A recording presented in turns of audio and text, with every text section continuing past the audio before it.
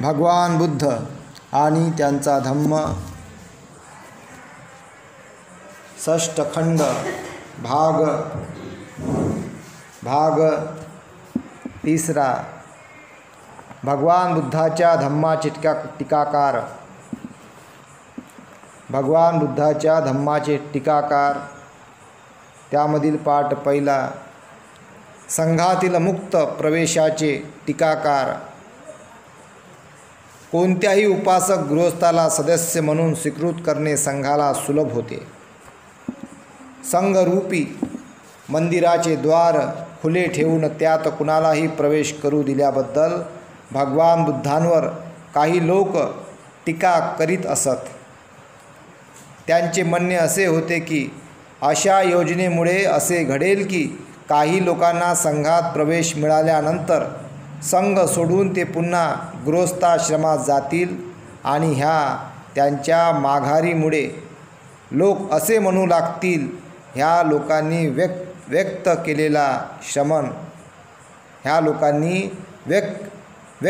केलेला श्रमण गौतमाचा धर्म फोल असला पाहिजे। ही टीका यथातथ्य नव्हती। ज्या हेतूने तथागतांनी अशी योजना केली होती तो हेतू टीकाकारांना समजला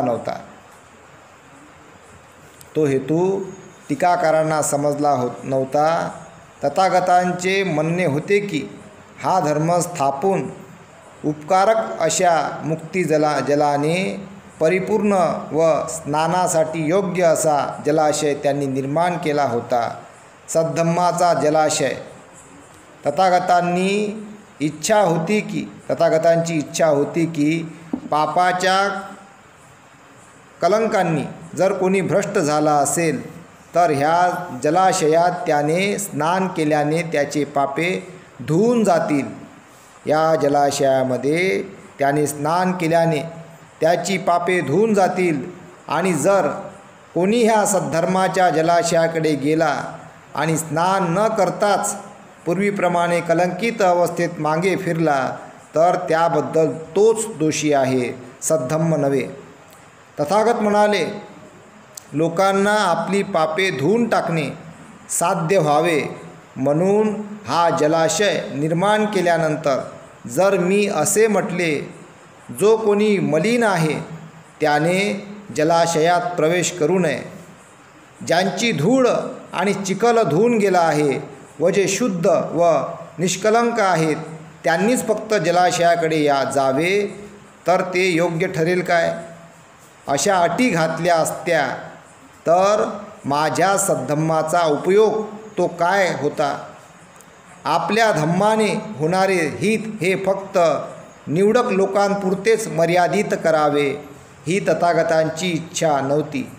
हे टीकाकार विसरले होते, आपला धम्म हा सर्वांनी पडताळून पाहावा, यासाठी तो सर्वांना खुला असावा अशी त्यांची इच्छा होती। म्हणजे भगवंतांनी हे दार सगळ्यांसाठी खुले केले होते। ज्यांना बा या धम्माच्या ह्याच्यात यायचं आहे त्यांनी त्याचा एक अवस्था तयार केली होती। त्यांनी याच्यामध्ये येऊन त्यांनी आपलं जेवढंही हे आहे बा ते धुवून टाकावं। मग कोणी धुते, कोणी नाही धुत, पण तसंच राहते मग जुन्या अवस्थेमध्ये। तर म्हणून भगवंतांनी त्या अवस्थेला एक चांगलं स्वरूप दिलं होतं। पण त्यांच्या काळामध्ये असंख्य लोकांचे पाप धुतले गेले, पुण्यवान झाले। का झाले? कारण ते सम्यक संबुद्ध होते। आज फक्त भगवंता धम्म आहे, धम्मच हा मार्गदाता आहे। आज सम्यक संबुद्ध शरीर रूपामध्ये नाही आहे, विचारांच्या रूपामध्ये सम्यक संबुद्ध आहेत। ही बाब आपण समजून घेतली पाहिजे। म्हणून आज जर कोणी परती जात असेल तर मग आजच्या याच्यावर प्रश्न निर्माण होते। कारण आज बरेच काहीतरी थेरो मी पाहिलेले आहे, ते घरी परत गेले वस्त्र काढून, का गेले प्रश्न आहे। त्यानंतर आजच्या काळामध्ये काही महाथेरो बिमार पडले घरी जातात, सेवा करायची कुठं व्यवस्थाच नाही आहे। ह्या प्रश्न तर निर्माण झालेले आहेत ना, ह्या प्रश्नाकडे आपण लक्ष दिलं पाहिजे का असं झालं बा, काहून असं होते, विविध प्रश्न आहेत। म्हणून भगवंताच्या काळामध्ये जर कोणी परत गेलं असेल तेव्हा दोष त्यांना लागते, कारण सम्यक संबुद्धाच्या काळामध्ये गेला असेल पण मी तर काय असं ऐकलं नाही बा, असेल तर असेल, पण आजच्या काळामध्ये जात असेल तर आता भगवान बुद्धावर दोष लागत नाही, कारण आज जे आहेत वर्चस्वावर बसलेले त्यांच्यावर ह्या गोष्टीचा प्रश्न उपस्थित होतो. त्यानंतर व्रत नियमाचे टीकाकार, पंचशील पुरेशी नाही काय, व्रतग्रहणाची काय आवश्यकता आहे, असे प्रश्न नेहमी विचारले जात असत. जर औषधाशिवाय रोग बरे होऊ शकतात, जर औषधाशिवाय रोग बरे होऊ शकतात, तर वातीच्या जुलाबाच्या आणि उत्तम आणि तत्सम औषधांनी देह दुर्बल करण्याचा फायदा काय. इथपर्यंत. आता गोयंका गुरुजीच्या अंगात वस्त्रच नव्हते, मग त्यांना का आपण काय म्हणायचं. आज त्यांच्या अंतर्गत लोक, भिक्षू लोक काश्या वस्त्रांनी त्याच्या समोर जाऊन ध्यान करतात. काहून बा नाही करता येत, पण तरी करतात ना, कारण उंची त्यानं काय ना गाठली आहे, कर्मानं गाठली आहे, कर्म मोठे आहे हे इथून सिद्ध होते. मग ती अवस्था बाधीची, त्यांनी जे उंची गाठली ते वस्त्रांनी गाठली, ते कर्मानं गाठली. त्यांच्या अंगावर फक्त साधे कपडे राहे, कधी कधी लुंगीच राहे, कधी त्याचं शर्ट आणि साधी लुंगी राहे. का हे वास्तविक मी बोलून राहिलो का बा, काहून असं, कारण त्यांनी जे विद्या भगवंताची विपश्यना इथं भारतामध्ये त्याचा जास्तीत जास्त प्रचार प्रसार केला. अगोदरपासून येतच होती ते, पण त्यांनी ते बिझनेसमॅन होते, त्यांच्याकडे पैसा भरपूर होता, त्यांचं नाव होतं, तर त्यांच्या येणं तर जास्त प्रसार झाला असं मी मानतो. तर त्यांनी जे इथं कार्य केलं होतं, त्यांचं ते विपश्यनेची जी विद्या त्यांच्यापाशी होती, तर त्या कर्मानं त्यांनी ते उंची गाठली. आज त्यांच्या विपश्यनेच्या शिबिरामध्ये जागोजागी तिथं भिक्खुनी संघसुद्धा ध्यान करतात, उपासक उपासिका संघसुद्धा ध्यान करतात, आणि सर्व त्यांच्या माध्यमातून बरेच जणं आपलं जीवन चांगल्या दिशेने वाटचाल करतात. या बाबी सगळ्या कर्मांनी जुडलेल्या आहेत. त्यानंतर व्रत नियमांचे टीकाकार, पंचशील पुरेशी नाही काय, व्रतग्रहणाची काय आवश्यकता आहे, असे प्रश्न नेहमी विचारले जात असत. जर औषधाशिवाय रोग बरे होऊ शकतात, तर वातीच्या जुलाबाच्या आणि तत्सम औषधांनी देह दुर्बल करण्याचा फायदा काय, असे मतप्रदर्शन केले जात असे. तसेच गृहस्थ उपासकाला संसारात राहून वासनोपभोग भोगूनही पंचशिलाने शांती व श्रेष्ठ निर्वाण प्राप्त होऊ शकते, तर भिक्खूंना आणखी व्रत ग्रहण करण्याची आवश्यकता काय. तथागतांनी ही व्रते त्यातील स्वाभाविक गुणवत्तेसाठी योजली आहेत. व्रतस्थ जीवनामुळे आपोआपच सत्वांची वृद्धी होते व अंधपातापासून रक्षण होते. तर इथं मला असं म्हणायचं आहे का, भगवंतांनी बा काश्या वस्त्राची जर तिथं म्हटलं गेलं आहे का बा, जर गृहस्थ राहून जर निर्वाण अवस्था प्राप्त होते, तर मग बा भगवान बुद्धानं बा हे भिक्खूंची अवस्था, त्यांना अधिक व्रत देण्याची व्रत का तयार केलं बा, आवश्यकता काय बा अधिक त्यांना नियम पाळण्याची.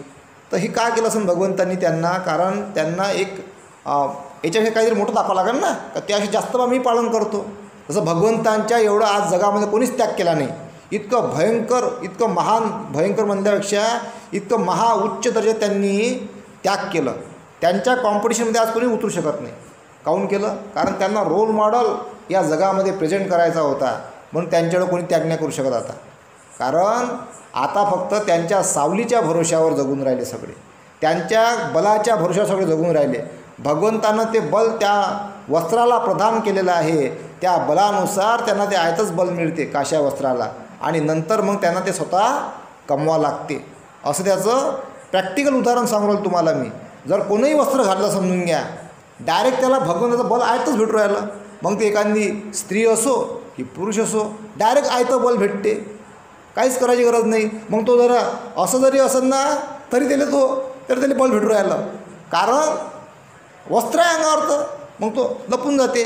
पण वस्त्र अंगावर असल्यामुळे आपण त्याचा मान ठेवलाच पाहिजे, कारण ते उच्च दर्जाचं आहे. मी सुद्धा वस्त्राचा खूप मान करतो.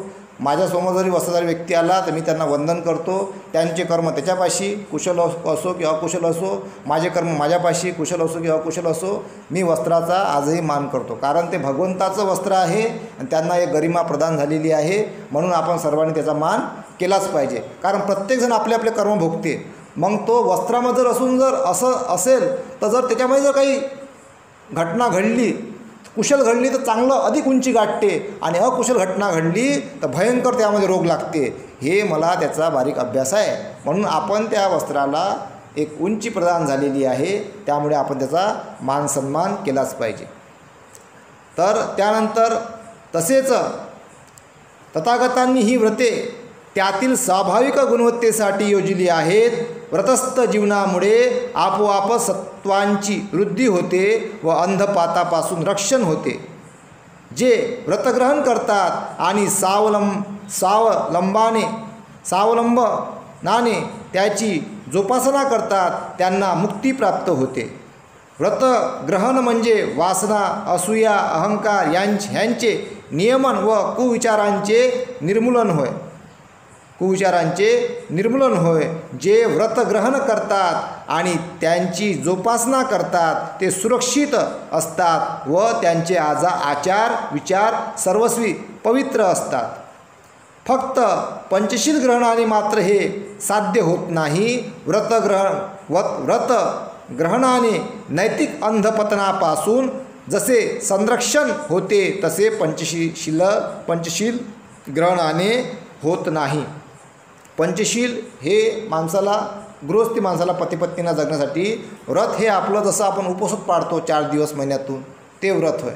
तर ते समजून एखादा माणूस आपल्या जीवनामध्ये समजून घ्या बा एकटाच आहे, आज त्याला एकटं जीवन करायचं आहे, किंवा एखादा समजून घ्या पत्नी नाही, एखाद्याला समजून घ्या पती नाही, तर त्याला व्रत ग्रहण करावं लागते. जर त्याला चांगल्या याच्यात वडवायचं असेल तर, किंवा एखादी विद्यार्थी शिकून राहिली मुलगी असेल किंवा मुलगा असेल तर तिला व्रत ग्रहण करावं लागते. जर तिला आपल्यावर संकट ओढवून घ्यायचे नसेल तर व्रत जर करून त्यासाठी तिला मग अष्टशिलामध्ये राहून उपवासात व्रत रेग्युलर पाळावं लागते. मग रेग्युलर पूर्ण कॉलेज होईपर्यंत सगळं जर पाळलं तर घातपात होत नाही. मग मी सांगत असतो या गोष्टी सगळ्यांना, ते कोणी ऐकते कोणी नाही ऐकत बापा, ह्या काय ऐकायचं आहे. मग त्यामध्ये जेवढं तुम्ही त्याच्यामध्ये व्रतामध्ये तुम्ही उतरता आणि त्याचं पालन करता तर त्याचा फायदा होत राहते, संकट गळून पडतात. म्हणून ह्या गोष्टी उलीउलीच्या व्रतामुळे काहीतरी असं अट लावून घ्यावं लागते. जसं एखादा पाक उडवतो आणि ते कोणी एकटं असते ना एखादी ते 108 मध्ये तिबेटियन लोक मोजत राहतात अशी 108 म्हणी. ते म्हणतात ओम मणी पद्मे हो, ओम मणी पद्मे, याच्यातच म्हणतात ते जरा. मग ते आपल्या याच्यात घुमून राहतात मस्त. काहीतरी असं व्रत पाहिजे माणसाले. जसं एखादा पुस्तकाचं व्रत असते, पुस्तकात मग्न राहिला माणूस, मग इकडं तिकडं काही भटकत नाही. मग जुवा खेळतो ना, दारू पेत ना, गांजा पेत चालला आपला पुस्तकच वाचत, तर पुस्तकाचं व्यसन. तर व्रत म्हणजे असं समजा याला आपण व्यसनही म्हणतो एका प्रकारचं. जसं एखादा दारूचं व्यसन असते, एखाद्याला अजून कोणत्या गोष्टीचं व्यसन असते. तर व्यसन म्हणजे त्याला एक म्हणतात का याच्यात मग्न राहते, वाचो पुस्तकामध्येच राहते.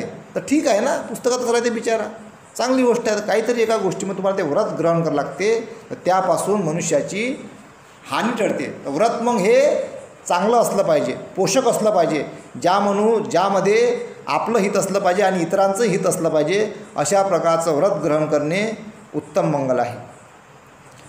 जे व्रत ग्रहण करतात आणि त्यांची जोपासना करतात ते सुरक्षित असतात व त्यांचे आचार विचार सर्वस्वी पवित्र असतात.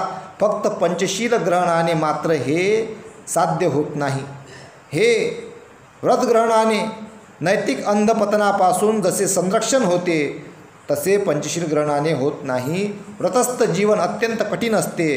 पंचशील ग्राहकाचे मात्र तसे नसते. मानवजातीच्या हितासाठी काहींना व्रतस्थ जीवन पत्करणे आवश्यक असते. म्हणून तथागतांनी दोन्हीची योजना केली होती. म्हणजे भगवंतांनी काश्या वस्त्रधारींची अवस्था का तयार केली होती?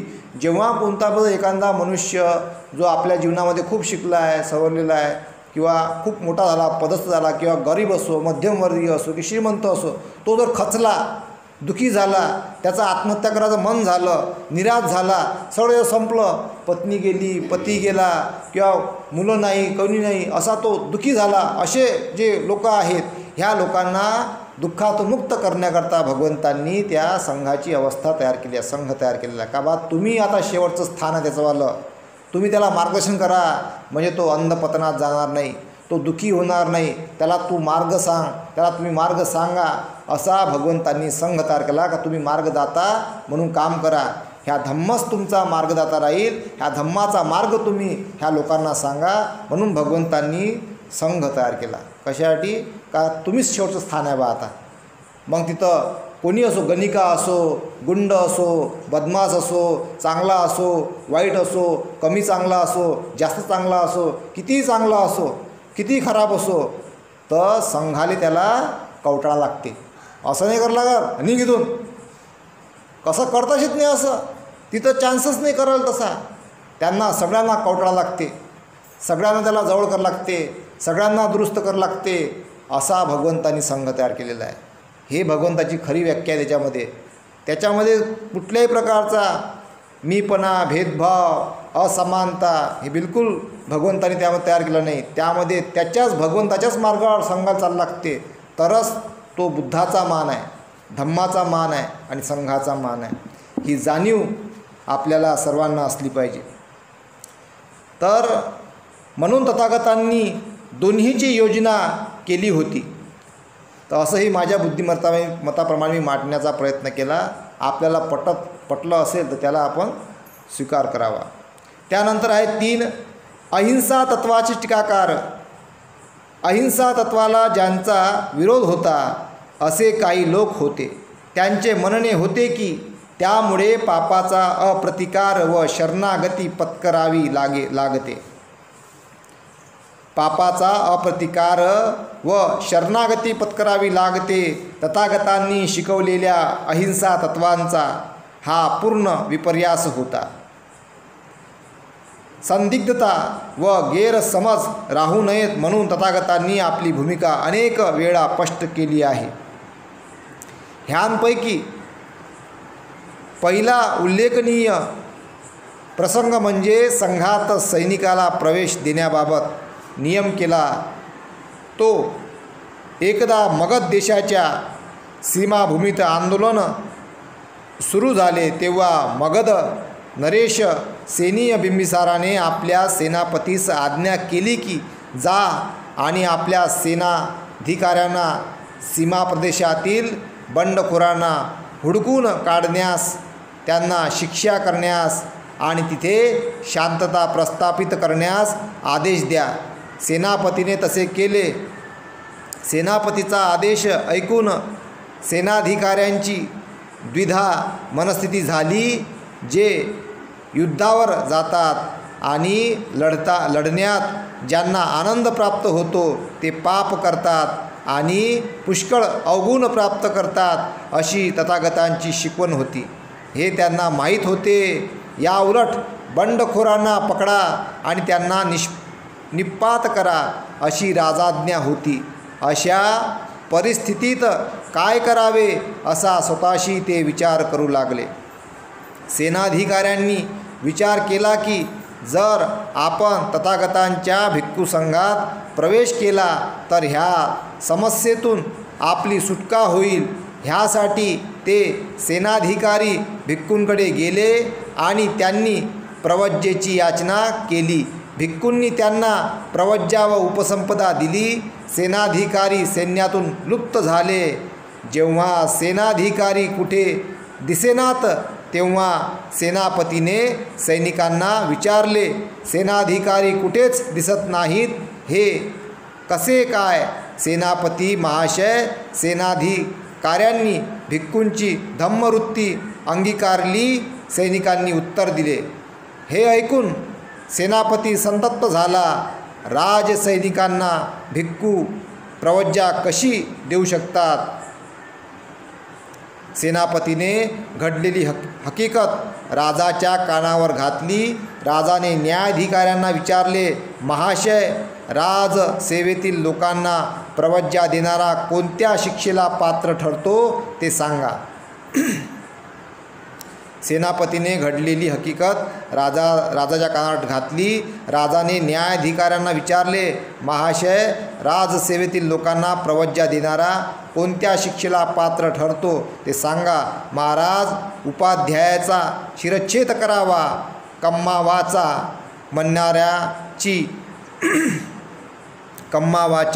म्हणणाऱ्याची जीभ उपटून टाकावी आणि इतर संघ सदस्यांच्या अर्ध्या बरगड्या तोडून टाकाव्यात. नंतर तथागत जिथे राहत होते तिथे राजा गेला आणि त्यांना अभिवादन करून सर्व हकीकत कथन केली. भगवान आपणास ज्ञात आहे की कित्येक राजे धम्माच्या विरुद्ध आहेत. हे विरोधक राजे क्षुल्लक निमित्तासाठी सुद्धा भिक्खूंना छळण्यास सदैव सिद्ध आहेत. जर त्यांना आढळले की सैन्य सोडून संघाचे सदस्य बनवण्यासाठी भिक्खू सैनिकांना प्रवृत्त करत आहेत तर भिक्खूंचा छळ करण्यात ते कोणत्या टोकाला जातील त्याची कल्पनाही करवत नाही. ही आपत्ती टळावी म्हणून तथागतांनी योग्य ते करावे अशी विनंती आहे. तथागतांनी उत्तर दिले, सैनिकांनी अहिंसेचा नावाखातर किंवा अहिंसेच्या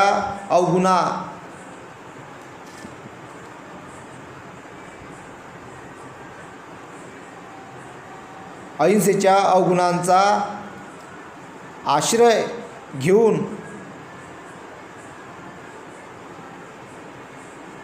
आपल्या राजनिष्ठा किंवा देशनिष्ठेचा त्याग करावा असा माझा कधीच हेतू नव्हता. त्याप्रमाणे तथागतांनी राजसेवेतील लोकांना संघात प्रवेश न देण्याबाबत एक नियम जाहीर केला व भिक्खूंना तसे सांगितले. भिक्खू हो, राजसेवेतील लोकांना प्रवज्या देण्यात येऊ नये. जो कोणी अशा लोकांना प्रवज्या देईल त्याने दुष्कृत्याचा गुन्हा केल्यासारखे होईल. दुसऱ्या एका वेळी शमन महावीरांचा अनुयायी सिंह सेनापती याने अहिंसेच्या विषयाबाबत तथागतांशी वादाविवाद केला. सिंहाने विचारले, तथागतांच्या तत्वांबाबत माझ्या मनात अजून एक आशंका आहे. तथागत सांगतात तो धम्म मला यथातथ्य समजावा म्हणून माझ्या मनावरचे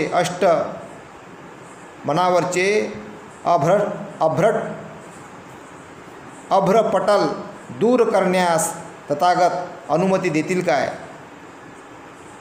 तथागतांनी अनुमती देताच सिंह म्हणाला, तथागत, मी एक सैनिक आहे आणि राज्यात कायद्याचे पालन नीट व्हावे आणि वेळप्रसंगी युद्धाची कार्यवाही करावी म्हणून मला राजाने नियुक्त केले आहे. दुःखितांबद्दल करुणा आणि असीमित दयेची शिकवण देणाऱ्या तथागतांना गुन्हेगाराला शासन करणे मान्य आहे काय? प्रश्न. दुसरे म्हणजे आपली घरे, बायका, मुले व चीजवस्तू ह्यांचे रक्षण करण्यासाठी युद्धाचा मार्ग पत्करणे हे चूक आहे असे तथागत सांगतात काय? तसेच तथागत संपूर्ण आत्मसमर्पणाची शिकवण देतात काय की जेणेकरून अत्याचारी लोकांनी काहीही केले तरी मी सहन करावे आणि जे माझ्या मालकीचे आहे ते बळजबरीने कोणी नेत असेल तरी नेऊ द्यावे. तसेच सर्व संघर्ष मग ते न्याय कारणासाठी असले तरी ते निषिद्ध आहेत असे तथागत मानतात काय? तथागतांनी उत्तर दिले, जो दंडनीय आहे त्याला शासन झालेच पाहिजे आणि जो उपकारार्ह आहे त्याला लाभ हा मिळालाच पाहिजे. ह्याबरोबरच कोणत्याही प्राणीमात्राला अपाय करू नये, उलट त्याला प्रेमाने आणि दयेने वागवावे. हे आदेश परस्पर विरोधी नाहीत, कारण ज्या कोणाला अपराधाबद्दल शासन करणे इष्ट आहे तो न्यायाधीशाच्या द्वेषबुद्धीने सजा भोगत नसून आपल्या अपराधाचे फळ म्हणून भोगत असतो. न्यायाधीशाने दिलेली सजा ही त्याच्या स्वतःच्याच कुकर्माची परिणती असते. जेव्हा न्यायाधीश सजा देतो तेव्हा त्याच्या हृदयात द्वेषबुद्धी असता कामा नये. तरीसुद्धा जेव्हा खुनी माणसाला देहांताची सजा मिळते तेव्हा ती त्याच्या कुकर्माचे फळ आहे असे त्याने मानले पाहिजे. शिक्षेमुळे आपला आत्मा शुद्ध होणार आहे असे जेव्हा त्याला समजेल तेव्हा आपल्या भोगाबद्दल शोक न करता उलट तो प्रसन्नच होईल. ह्या गोष्टी नीट समजून तर असे प्रत्ययास येईल की तथागतांनी शिकवलेली अहिंसा मूलभूत होती, पण ती निरपेक्ष नव्हती. त्यांची शिकवण होती की चांगल्या गोष्टीने परतफेड करून पापावर उपचार करावा, पण चांगल्या गोष्टींना निर्बल करण्यास पापाला सवड द्यावी असे त्यांनी कधीच सांगितले नव्हते. ते अहिंसेचे समर्थक होते, ते हिंसेचे निंदक होते, पण पाप चांगल्या गोष्टीचा नाश करीत असताना ते टाळण्यासाठी हिंसा हा अखेरचा उपाय असू शकेल हे त्यांनी अमान्य केले नव्हते. ह्यावरून तथागतांनी एखाद्या भयंकर तत्त्वाची शिकवण दिली नव्हती हे समजून येईल. टीकाकारांना मात्र त्याचा अर्थ आणि व्याप्ती समजू शकली नाही हेच खरे. म्हणजे भगवंत माहीत आहे का, त्यांनी तुमच्यावर सोपवलं. मग ते जर अशी परिस्थिती आली बा आता लस आता हत्यार घ्यास लागते, तर भगवंताने त्याच्यावर सोपवलं का आपलं संरक्षण स्वतः करा. भगवंत तसे म्हणू शकत नाही, सम्यक संबुद्ध आहे ते, त्यांना त्याची गरज भासली नाही का काहीतरी बा अंगुली आला अंगावर तर काढू दे एखादी, त्याला नाही भासली गरज, कारण ते सम्यक संबुद्ध होते. तुम्ही सामान्य लोक आहेत, तुम्हाला गरज भासते काय नाही भासते काय ते तुम्हीच ठरवा. तुम्हाला स्वतःला का तुम्ही का स्वतः शांत राहा, तुम्ही सम्यक संबुद्ध नाही ना बापा, असं नाही करू शकत आपण. मग काय ते स्वतःला वाचवावं लागते, वाचवण्याचा प्रयत्न करा डेक शिका, काहीतरी करा, वाचवा स्वतःले. जर युद्ध झालं असेल तर, तसा प्रसंग आला तर भगवंताने माणसावर सोपवलेलं आहे. त्यांनी त्याच्यामध्ये मध्यम मार्ग काढलेला आहे का बा हे जगामध्ये त्या काळात राजेशाही होती, त्यावेळेस सैनिक होते, आता लोकशाही आहे, आताही सैनिक आहे. पण त्यावेळचा काळ आताचा काळ यामध्ये सीमा तर आखलीच आहे. तेव्हा लोक त्या राजेशाही असल्यामुळं त्यावेळेस ही सीमा होती, आज लोकशाही आहे, आजही सीमा आहे, सैनिक आहेत. तर त्यांना या ज्या बाबी आहेत हा मार्ग असते मग शेवटचा का आता बा युद्ध झालं, जसा हिरोशिमा नागासाकीमध्ये अमेरिकेचं आणि जापानचं युद्ध झालं होतं, भयंकर हानी झाली होती. शेवटी कोणाचं ऐकायला लागलं, युद्ध झाल्यावर शांती कळली, पहिले नाही कळली. पहिले बम मारलं एकामेकाले, जसं दोघाच्या समजा दोघं जण आहे, बम दोघाच्या मनात राग आहे, फाईट खेळायचे येईल, अंगात जोर आहे ना, अहंकार आहे अंगात, अहंकार असते ना, रोग आहे ना तो, रागाचा रोग, राग म्हणजे रोग आहे, अहंकार आहे. भांडून राहिले, भांडता थकले, गळले, भूक लागलेली जोऱ्यानं थकले, मग नाही बाबा शांतीच बरी आहे, थकले बस, ह्या इकडं बसला, हा इकडं बसला, शेवटी बसलेच नाही एका जागेवर.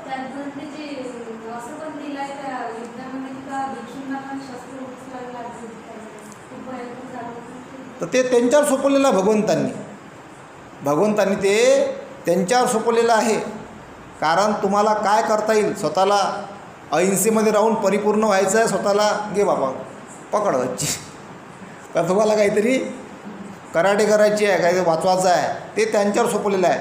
भगवंतावर का त्यांनी बा सांगितलं का तुम्ही हे करा, युद्ध करा, असे भगवंत म्हणत नाही.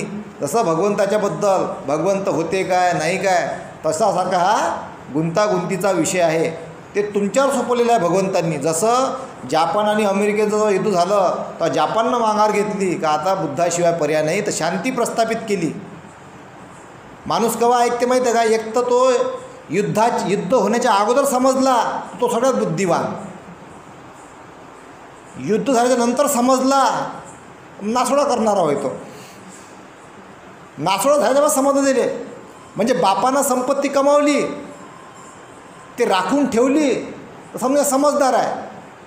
मग ते गमावल्याच्या बाद अक्कल आली, गेलेली केस आहे, मग नुकसान झालं ना, मग काय कामाची गोष्ट आहे. जे तत्त्वज्ञान होतं त्याला पहिले नाही समजलं का हे किती कामाचं आहे. तत्त्वज्ञान कधी समजलं, नुकसान झाल्यावर. तसं आता इकडे युद्ध चालू आहे, रशिया आणि युक्रेन, इस्राईल आणि फिलिपिन्स, आता ते काहीतरी अजून दुसऱ्या देशाचे युद्ध सुरू राहिले का आपसामध्ये.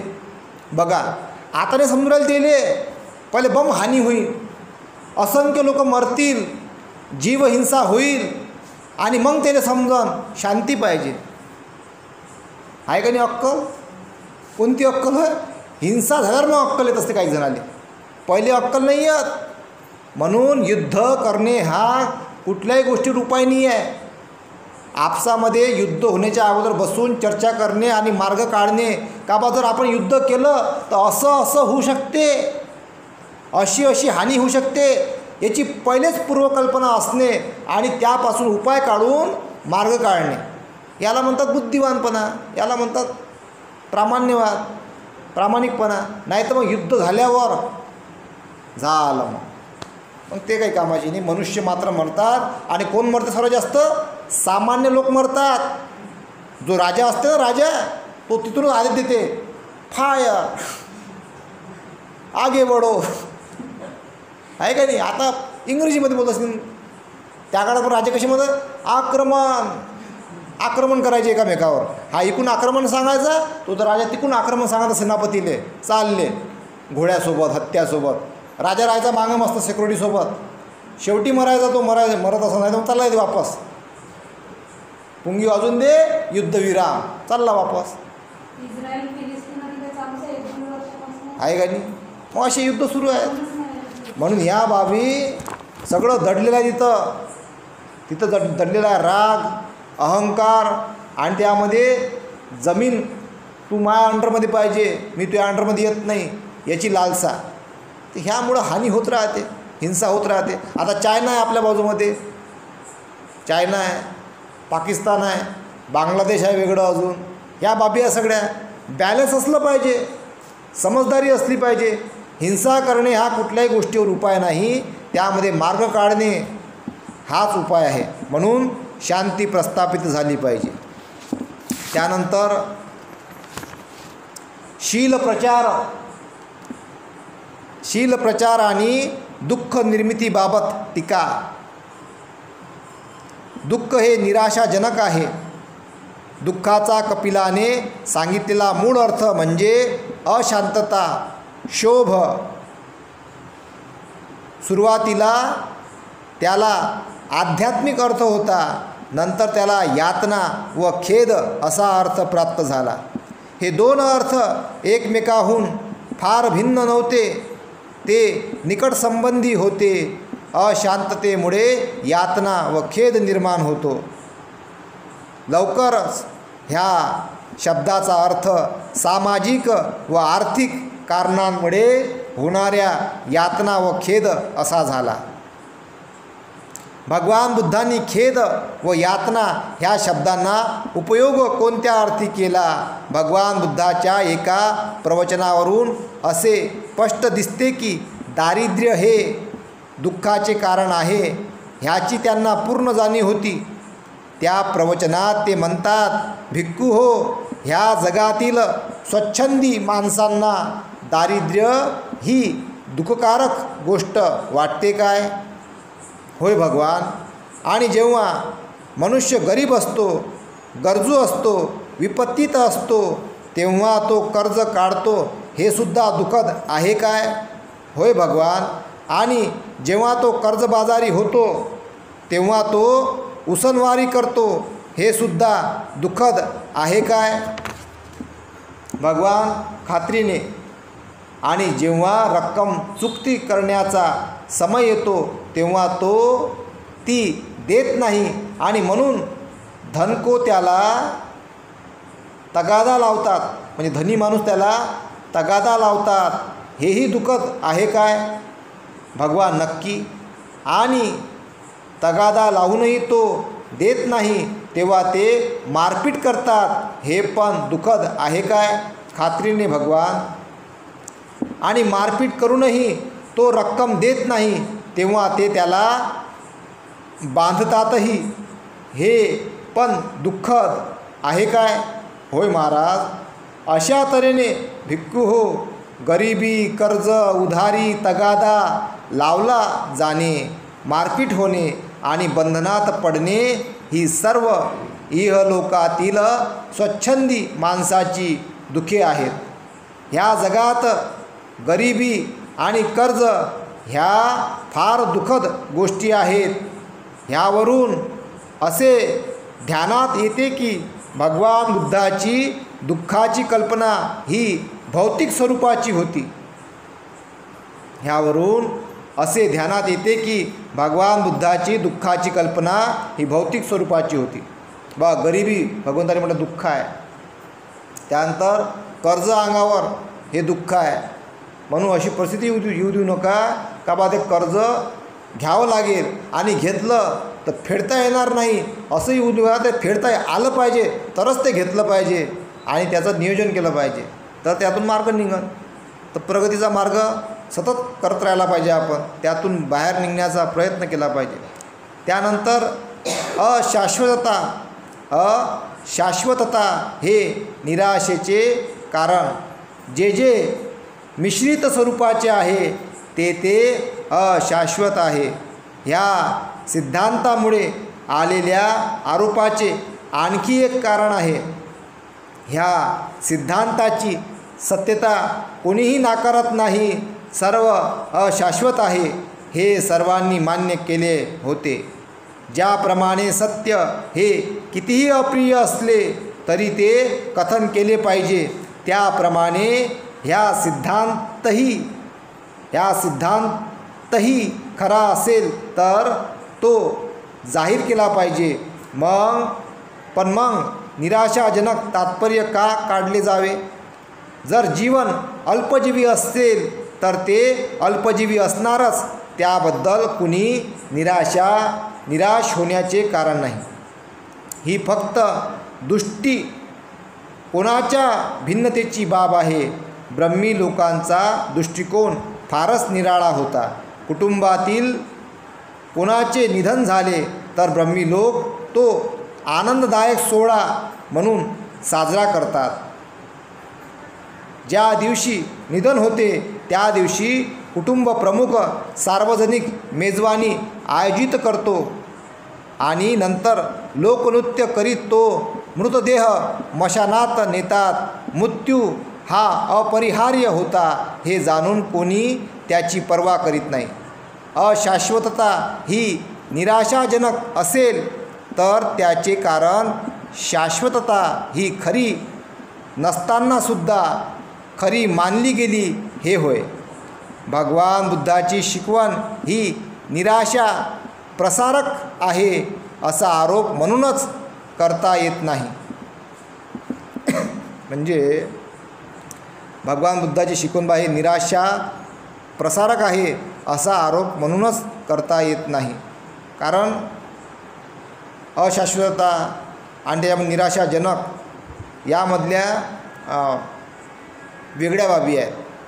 आणि ज्याबद्दल याच्यामध्ये हे जे लोक आहेत ब्रह्मी लोक, कोणी वारलं तर काय करतात, नाचतात म्हणते ते. म्हणजे काहून नाचत असत? मला असं वाटते अरे ह्या दुःखातून मुक्त झाला, एन्जॉय करा, नाचू राहील ते.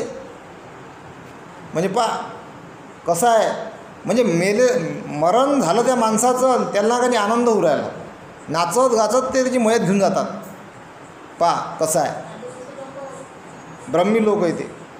हां, ब्रह्मी लोक. आता वेगळ्या परंपरा आहेत, करतात ते. तर बघा त्यांना आनंद होते या गोष्टीचा. कारण दुःख आहे ना, पहिलं आर्य सत्य. जाती जरा व्याधी मरण.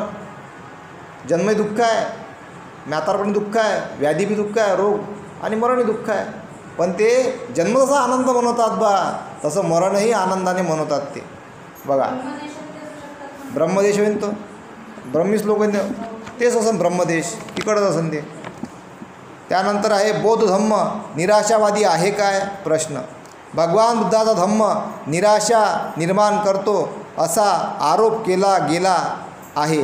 हा आरोप केला जाण्याचे कारण प्रथम आर्य सत्य आहे, जे सांगते की जगात दुःख आहे. ही खरोखरच आश्चर्याची गोष्ट आहे की दुःखाचा उल्लेख होताच असला आरोप बौद्ध धम्मावर केला जावा. कार्ल मार्क्स ही असे म्हणाला होता, जगात शोषण सुरू आहे आणि श्रीमंत लोक अधिक श्रीमंत केले जात आहेत व गरीब अधिक गरीब केले जात आहेत. आणि तरी काल मागचा सिद्धांत निराशावादी आहे असे कोणी म्हणत नाही. तर मग भगवान बुद्धाच्या सिद्धांताबाबत निराळा दृष्टिकोन का? असे समजते की भगवान बुद्ध आपल्या प्रथम प्रवचनात म्हणाले होते की जन्म हा दुःखद, वृद्धत्व दुःखद व मृत्यू हा दुःखद आहे. ह्याचमुळे कदाचित त्यांच्या धम्माला हा निराशेचा गहिरा रंग दिला गेला असेल असं वाटते. पण ज्यांना अलंकारशास्त्र अवगत आहे ते जाणू शकतील काय हा एक अतिशयोक्तीचा प्रकार आहे आणि परिणाम साधण्यासाठी चतुर साहित्यिक तो वापरतात. जन्म हा दुःखद आहे ही अतिशयोक्ती आहे हे भगवान बुद्धाच्या एका प्रवचनाचा संदर्भ देऊन सिद्ध करता येईल की ज्यात त्यांनी सांगितले आहे की मानव जन्म ही एक अमोल वस्तू आहे. भगवंतांनी एका ठिकाणी म्हटलेलं आहे का मानव जन्म हा अमोल वस्तू आहे. म्हणजे भगवंतांनी त्याला अनमोल म्हटलं, पण एक वास्तव मांडावं लागते. इकडं सांगण्याचं तात्पर्य समजलं पाहिजे म्हणून ह्या बाबी असतात. आणि मानव जातीमध्ये जन्म झाला का तुमची अनमोल आहे, तुम्ही सकारात्मकही भगवंतांनी त्यामध्ये सांगितलेलं आहे. ही बाब समजून घ्यावी लागते. पण भगवान बुद्धाच्या दुसऱ्या आर्य सत्यात दुःखाचा नाश केला पाहिजे ह्यावर विशेष भर देण्यात आला आहे. दुःखाचा नाश करण्याच्या कर्तव्यावर भर देण्यासाठीच त्यांना दुःखाचे अस्तित्व सांगावे लागले. सांगा लागेल ना का दुःख काय बा, जन्मापासून सुरू होते ना ते सगळं कारण, म्हणून त्यांनी ते सांगितलं. जर जन्म झाला बा त्यासाठी मग धम्म आहे. भगवंताने जन्माला अनमोल म्हटलेलं आहे कारण मनुष्य जन्म फार अनमोल आहे. तर त्याला मग धम्माची जोड आहे म्हणून अनमोल आहे. नाही तर गाय ऐकते का धम्म?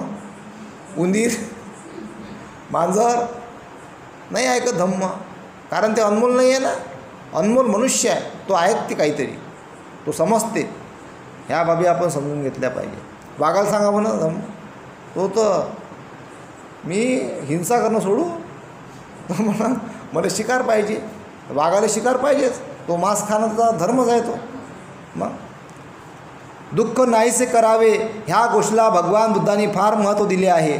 कपिलाने दुःखाचे फक्त अस्तित्व जाहीर करून त्याविषयी अधिक काही स्पष्ट केले नाही.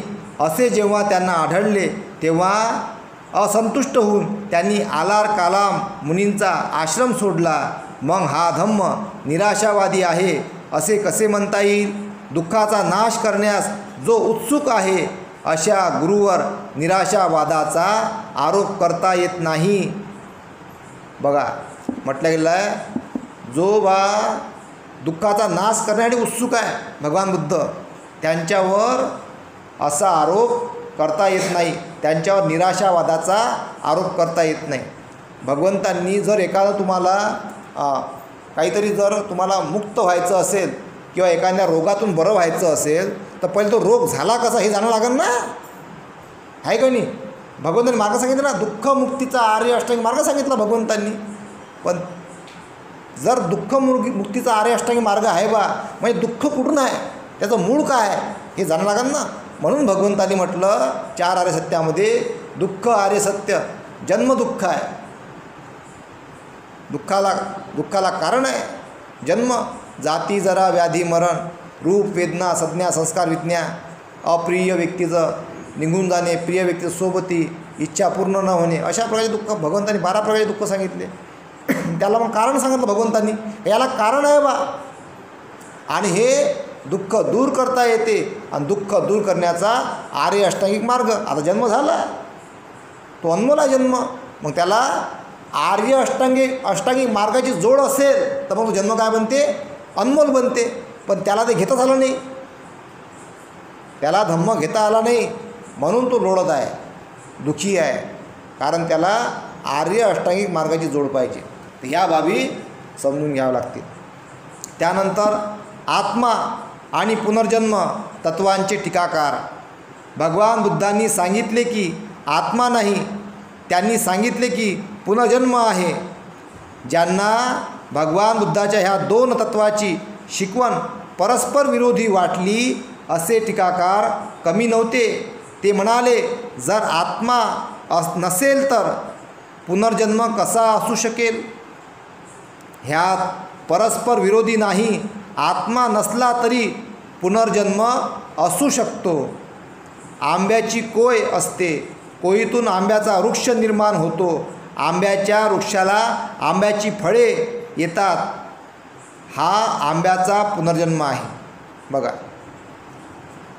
असं सांगितलं भगवंतांनी. पण इथे आत्म्याचे अस्तित्व नाही, म्हणजे आत्मा नसला तरी पुनर्जन्म असू शकते. म्हणून बघा, एक कोय जर असन, कोय, त्या कोयीपासून का नाही पुनर्जन्म होते. आता मी एक उदाहरण देतो इथं. आता बघा, टेस्ट ट्यूब बेबी आहे, पोटाची गरज नाही. आता टेस्ट ट्यूब बेबीतून लेकर जन्माला येते. समजला, जन्म पुनर्जन्म. टेस्ट ट्यूब बेबी आहे, आता डायरेक्ट ते जन्म होते. आता अजून संशोधन होऊ राहिलं, काही दिवसानं मशीन अशी जाते, झाले लेकर जन्माले. म्हणजे संशोधन कुठं सुरू आहे. पण त्याला जे लागते शरीरातलं तेच घेणार आहे ते, तरच जन्म होईल. पण होऊन तर राहिले ना. याला म्हणतात पुनर्जन्माचं संशोधन, पुनर्जन्माचं. तर भगवंतांनी 2,500 वर्ष अगोदर सांगितलं का आत्मा नाही आहे पण पुनर्जन्म आहे. अशा प्रकारे ते असतात. त्यानंतर 6, विनाशवादी असल्याबद्दल टीका. एकदा श्रावस्तीतील जेतवनात भगवान बुद्धाचे वास्तव्य होते, तेव्हा त्यांना असे सांगण्यात आले की अरिठ्ठ नावाचा एक भिक्खू, जी तथागतांची मते नाहीत ती त्यांची मते आहेत असे मानित आहे. भगवान बुद्ध हे विनाशवादी आहेत किंवा काय, हे अरिठ्ठाच्या त्यांच्या संबंधीच्या अनेक गैर मतांपैकी एक होते. तथागतांनी अरिठ्ठाला पाचारण केले. अरिठ्ठ आला, त्याला विचारल्यावर तो गप्प बसला. तेव्हा तथागतांनी त्याला सांगितले, काही श्रमण ब्राह्मण चुकीने, गैरतऱ्हेने, खोटेपणाने सत्याला झुगारून मी विनाशवादी असल्याचा आरोप करतात आणि विच्छेदाची, प्राणीमात्रांच्या समूळ नाशाची शिकवण देतो असा मजवर दोषारोप करतात. मी असा मुळीच नाही आणि माझी अशी शिकवणही नाही. मी पूर्वी आणि आता सतत सांगत आलो आहे की दुःखाला अस्तित्व आहे आणि अखेरही आहे. बघा, भगवंत काय म्हणतात, दुःखाला अस्तित्व आहे बा आणि त्याला अखेरही आहे. त्या शेवटही येते जावाला. जर दुःख आहे ते नष्टही होते, तेही सांगितलं भगवंतांनी. म्हणून काही जण काय करतात, भगवंताचं नाव सांगून मग चुकीचं काही ते गोष्टी सांगतात. व असं करून होऊ नये. झालं असं चुकीनं तर त्याला दुरुस्त केलं पाहिजे, किंवा सांगितलं पाहिजे बा चुकून झालं बा, सोडून द्यायचं, त्याला दुरुस्त करायचं. तर ही बाब असली पाहिजे. मग भगवंताच्या नावानं काही खपवायचं, पण ते योग्य नाही. कारण आहे तर सत्य अनंत, ते पूर्ण आकलण्याची ही बाब आपण समजून घेतली पाहिजे. तर आपण ही बाब समजून घ्याल अशी मी आशा बाळगतो आणि इथेच थांबतो. साधू साधू साधू.